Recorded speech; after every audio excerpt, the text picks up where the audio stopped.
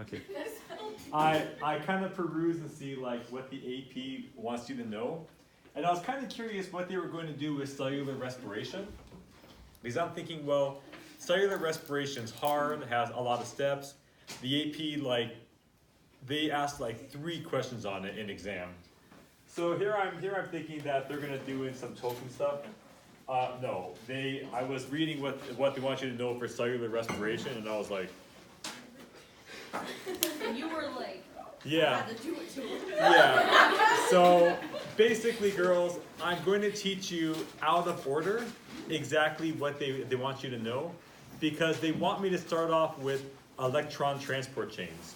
But you won't know what an electron transport chain is until I teach you the process of cellular respiration. So first we're going to learn about the process of cellular respiration. Then we're going to go back and learn about electron transport chains and the process of chemiosmosis. Yes, so the next couple days is going to be very invigorating. Yeah. So girls, let's talk about briefly cellular respiration. What does it mean for respiration to occur? What is respiration? It's the cell breathing. Exactly, yes. The cell is basically breathing because it takes in what gas? CO2. Oxygen. No, not CO2. It gives off CO2. So girls, basically, let's talk first about the equation for cellular respiration. It is this: C6H12O6 plus O2 is going to equal CO2 plus H2O plus our main goal, ATP.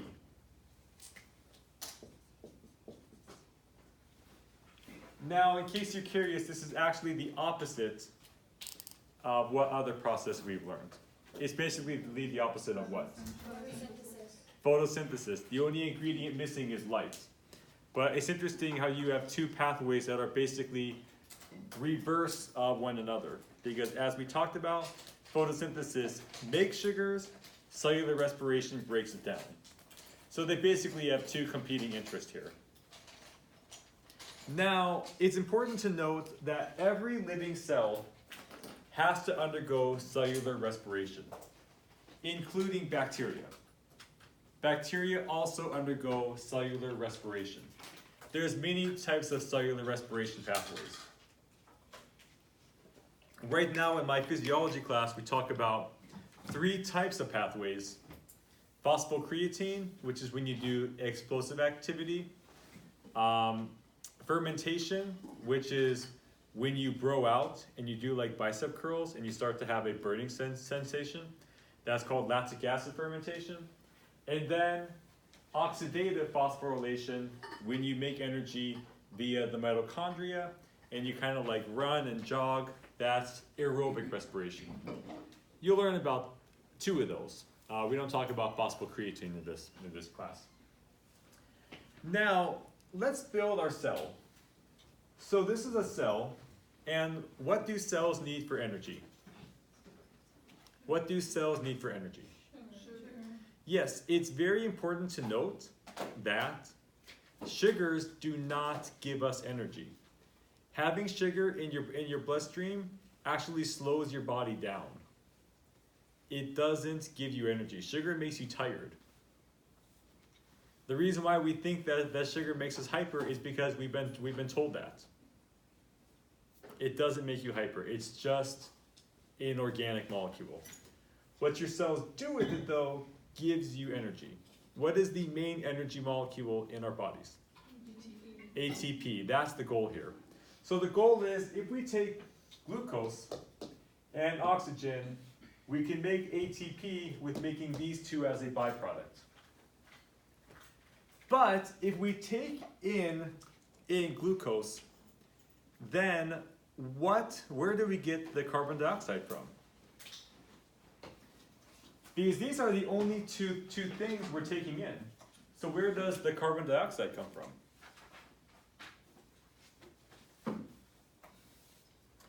Think back to unit 1, is we talked about how we can rearrange molecules into other compounds. Now, glucose has what three elements? Ruth? Carbon, hydrogen, and oxygen. Exactly. And CO2 has what two elements? Hydrogen and oxygen. Exactly. So girls, the whole point of this pathway, close enough, the whole point of this pathway is we need to separate the carbons and the oxygens from the hydrogens. Bad pen color. This is what we really want. So basically, girls, the process of cellular respiration is ripping apart that glucose molecule so we can get the hydrogens. Why hydrogens? Because they are extremely reactive. Recall that our biggest issue, and it's one that we kind of talked about in the light-dependent reaction, is how can we make ATP without using ATP? We can use hydrogens. So that's the goal. And as you can see here, this glucose molecule has a lot of hydrogens. Now, as I said, every type of cell undergoes cellular respiration, from bacterium to plant cells to animal cells. Animal.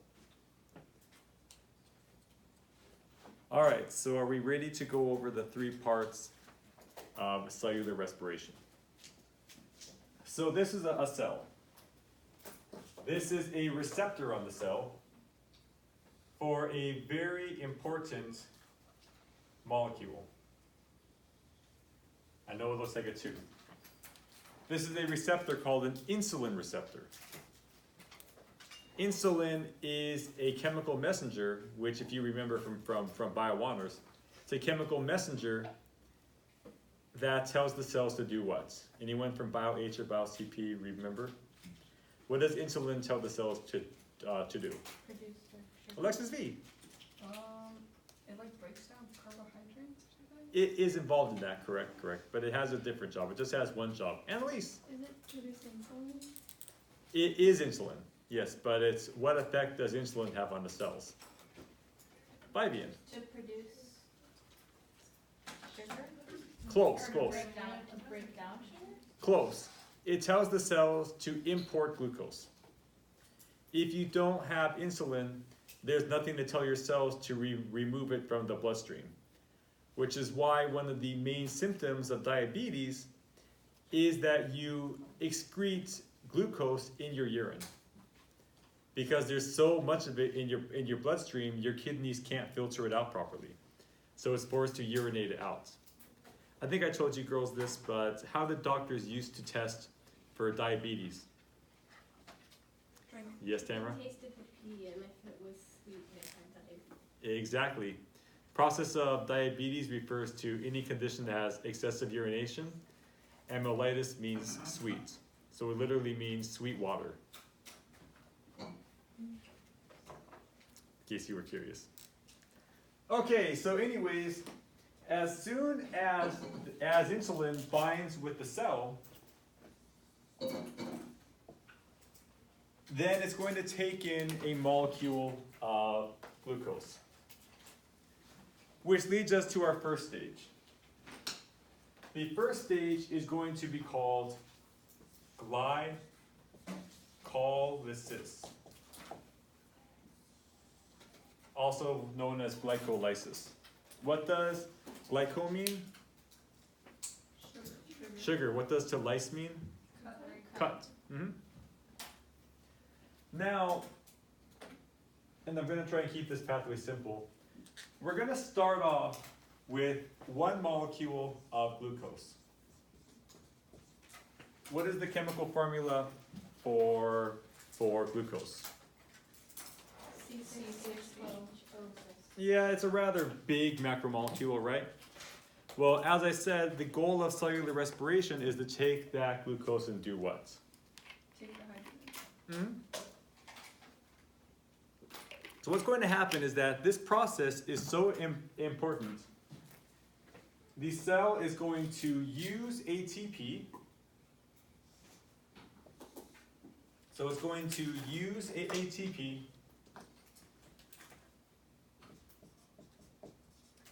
to take this glucose and break it down into two lesser molecules called pyruvate. Pyruvate, boom, boom, boom, boom, boom, boom. Doesn't pyruvate kind of sound like a tribal thing? Like you know those movies where like they start doing these tribal chants and they get faster and faster, and then someone gets sacrificed? So that's kind of what this reminds me of. Pyruvate, boom, boom, boom, boom. Pyruvate, pyruvate, boom, boom, boom, boom, boom, boom, boom, boom. Okay, so moving on. Now, the chemical formula for pyruvate is as follows. So first of all, kind of backtracking. What do you think breaks down glucose into pyruvate? ATP. No. What is a type of a molecule that builds or breaks down? Enzyme. Enzyme. Now what the AP does want you to know is that this process of cellular respiration is controlled by enzymes. Enzyme mediated. Now you're going to learn about another term called an intermediary. So girls, who here lives kind of far away? Fabian, where do you live? Lost places in Cameron. The mean streets of 93010. Now, Yes. if your starting point is going to be glucose and your ending point is going to be ATP, if you stop at your favorite Shell gas station, that's not your destination, it's a step to your destination. So an intermediary is a step in the process that eventually leads to the final process. Cool. Radical. Okay. Now, the chemical formula for pyruvate is as follows. C3H4O3. And there's two of them. Anyone see something wrong with that? It doesn't add up. It does not add up, correct. Who said that?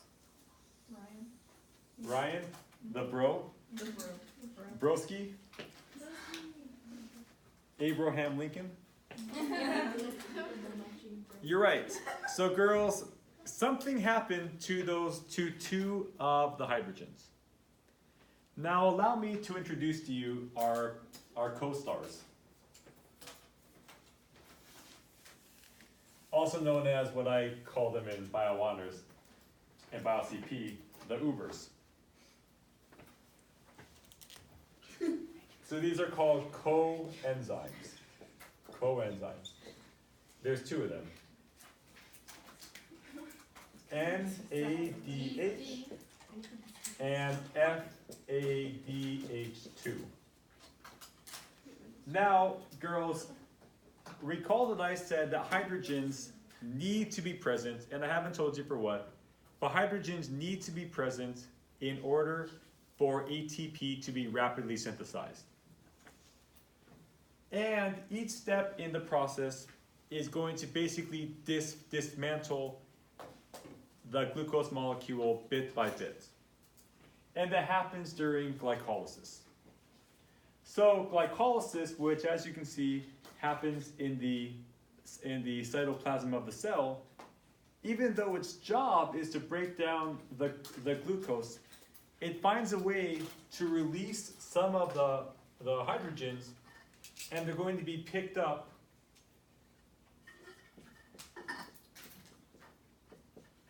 and, sorry, I made a big mistake. It's not NADH, it's NAD+. So what's going to happen is that this NAD+ is going to pick up hydrogen, and it's going to turn into NADH. Get used to seeing this molecule here, this coenzyme. Now, when it has its passengers, when the Uber has the passengers, it goes from an empty taxi, which would be NAD+, to an occupied taxi, NADH. And it's going to go to the mitochondria, which is this thing in red, mitochondria, and it's going to drop off the hydrogens. Like when the bros here, when the chads, when they go to the club, they get into an Uber, and then they're dropped off at the club entrance. That's like the mitochondria. Yep. So that's why pyruvate is C3H4O3, because during the conversion process, it finds a way to release two of the hydrogens, which go on the coenzymes and are dropped off into the mitochondria. This happens, get used to this happening, because it's going to happen more. Okay, now this is the process of glycolysis. Every living organism undergoes glycolysis. We think it was the very first developed pathway, the very first pathway for life to ever develop. Because if an organism cannot make energy, it cannot live. Period. Any questions so far? Now, the question turns into what happens to pyruvate? What happens to this wondrous molecule of pyruvate? Very fair question, right? Because recall, it's an intermediary. We can't actually do anything with it yet. Now, I do want you to keep this in mind. What part of our body has oxygen in it? Did I hear fat? The lungs. And then where does the oxygen go next? The blood. That does not mean there's oxygen currently in your cells. Not all cells are going to have oxygen right at this second. Eventually they will, but it's very easy to deplete your cells of oxygen. And do you know how? Sprint or do bicep curls. Who here feels the burn when they exercise? That burn means that your cells are out of oxygen temporarily. Now, the fate of pyruvate depends on the presence of one very important gas. And what do you think that very important gas is? Oxygen, exactly. So the easiest thing is, let's talk about what happens if your cells do not have oxygen.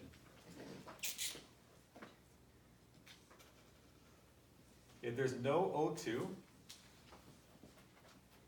then we are going to go through a pathway called anaerobic, meaning without oxygen, respiration.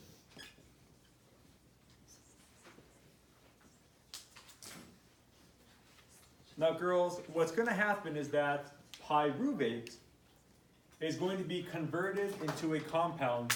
No, so old. It's going to be converted into a compound called lactic acid.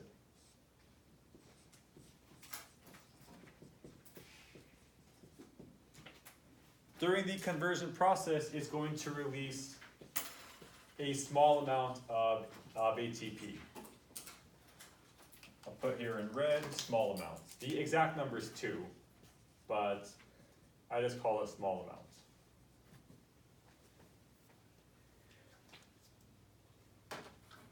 Now, as we will learn about very soon, you're not going to be able to sustain life processes long term unless you can use oxygen.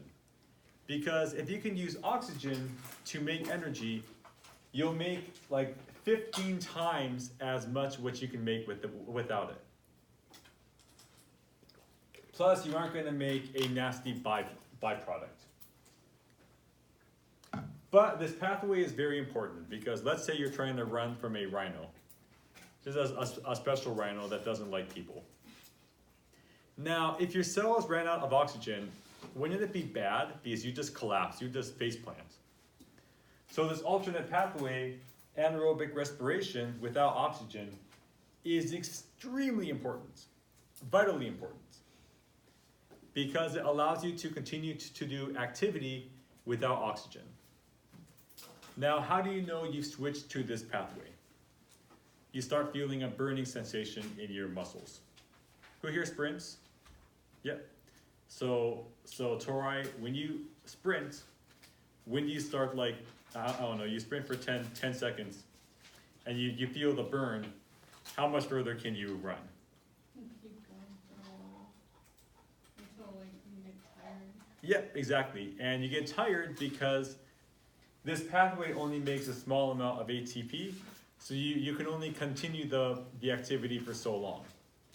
The downside is it makes a byproduct called lactic acid, which accumulates in your muscles and causes you to be sore. That's why you get sore, it's lactic acid accumulation. Now, when you've been exercising for a while, you stop getting sore. And the reason why is because your body gets better at removing lactic acid. Okay, now what happens if you do have oxygen? Fabian. It goes to the Calvin cycle. Calvin! Yeah, it does. See how we're doing on time? We're doing great on time. Calvin! Yes, it goes to the Calvin cycle, but first, so I'm gonna go ahead and erase this now. But first, it needs to go into the mitochondria.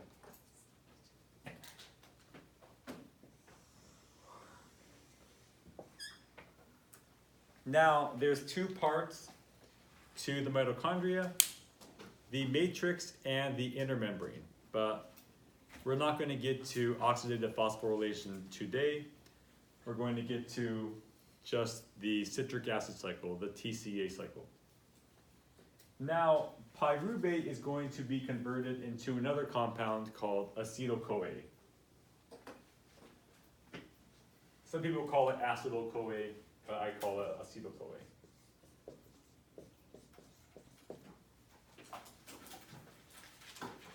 Thankfully, the AP Bio people are not going to make you know every step of the TCA cycle, but you do need to know what happens.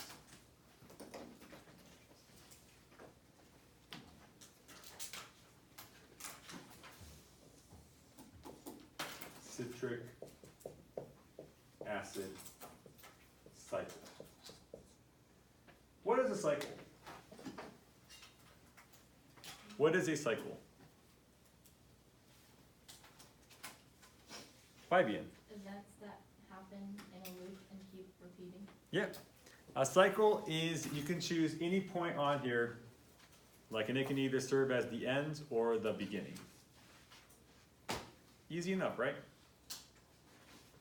So the citric acid cycle, which is complex, is a series of enzyme-mediated reactions, and each step simplifies the acetyl-CoA molecule, simplifies it more and more by taking off hydrogens, carbons, and oxygens. So what's going to happen, and let me make the mitochondria bigger. You need more mitochondrial space.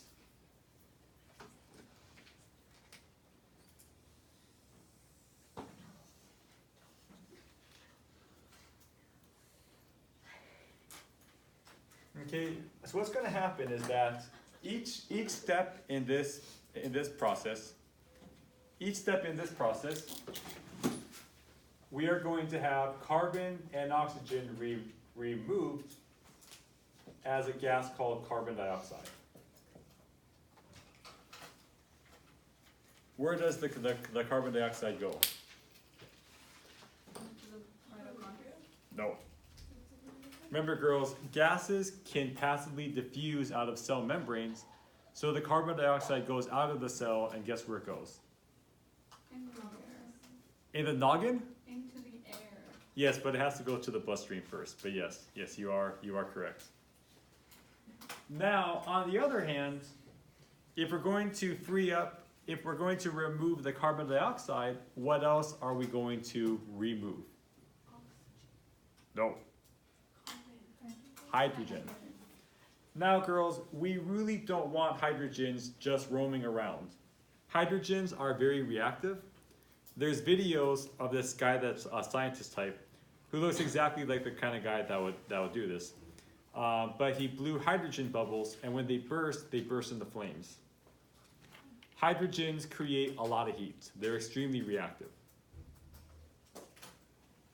So we don't want them just roaming around, kind of like the Chads. We don't want the Chads to just be roaming around the club without being, yeah, I guess they will do that. Yeah. All right, so what's going to happen is we're also going to have hydrogens released. And guess what's going to pick them up? The Ubers. So we have actually two Ubers this time. NAD plus and FAD2 plus.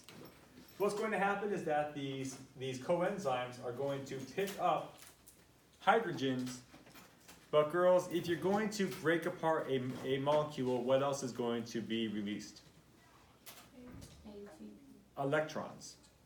What's going to happen, girls, is NAD plus and FAD2 plus, they are going to pick up the hydrogens and electrons.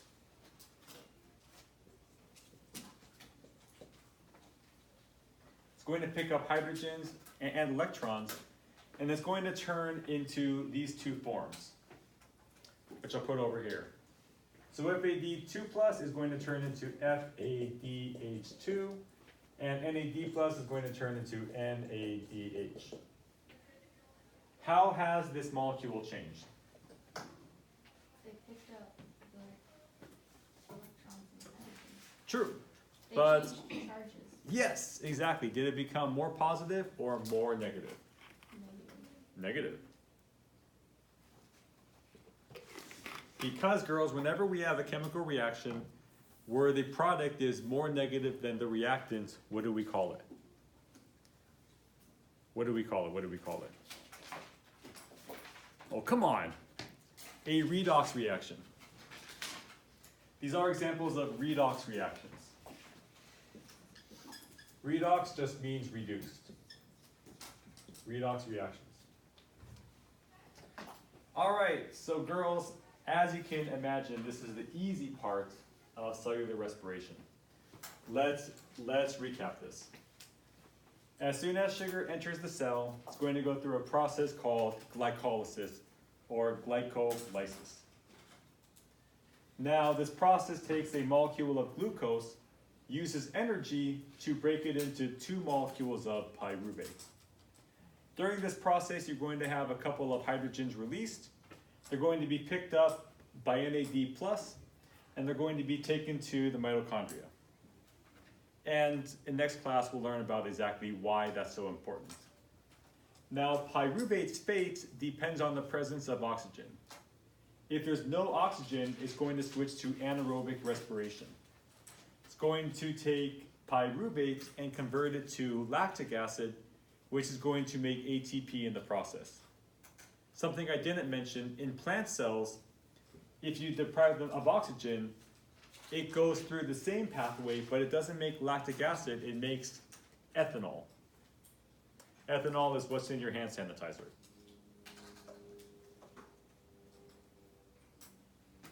Now, if you do have oxygen, that's where things get interesting.